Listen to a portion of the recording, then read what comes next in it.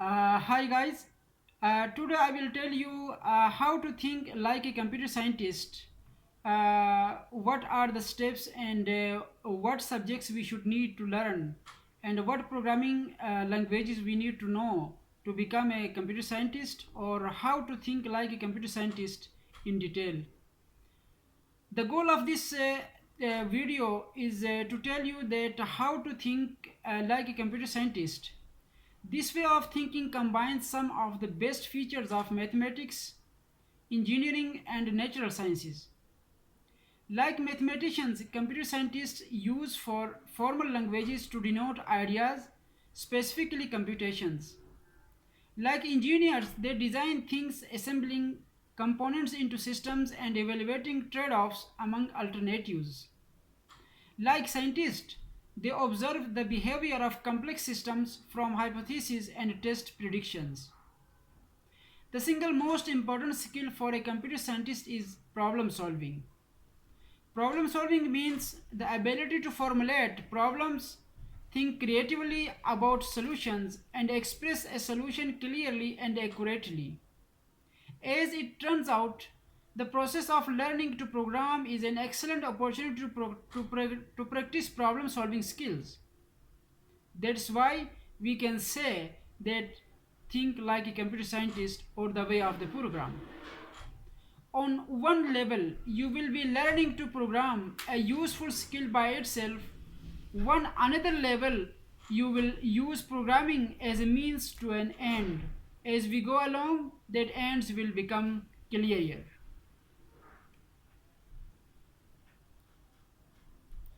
The Python programming language. The programming language you will be learning in Python.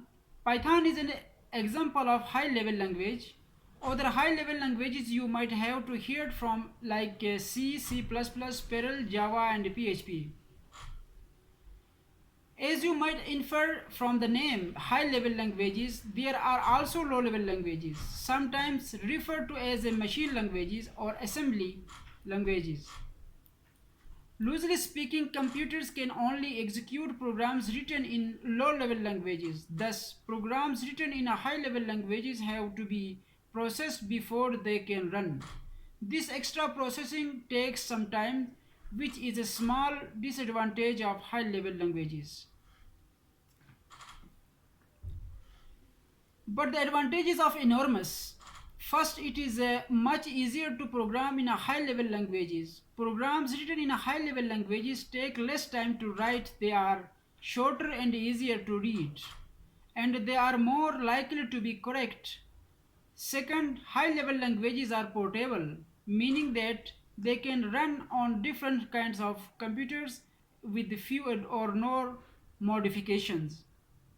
Low level programs can run on only one kind of computer and have to be rewritten to run on another program. Due to these advantages, almost all programs are written in high level languages. Low level languages are used only for a few specialized applications. Two kinds of programs process high level languages into low level languages: interpreters and compilers. An interpreter reads the high level languages, high level program and execute it, meaning that it does what the program says.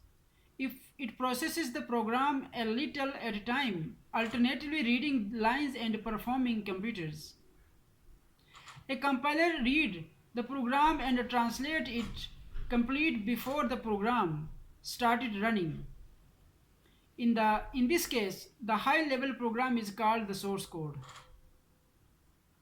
and the translated program is called the object code or the executable. Once a program is compiled, you can execute it repeatedly without further translation. Python is considered an interpreted language because Python programs are executed by an interpreter.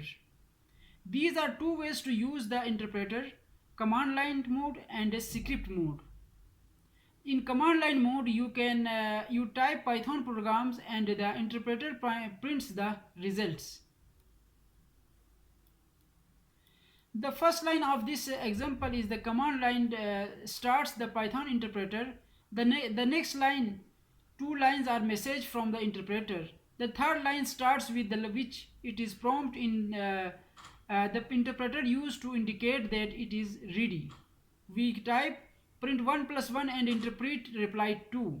So alternatively, you can write a program in the field of in a file and use the interpreter to execute the contents of the file.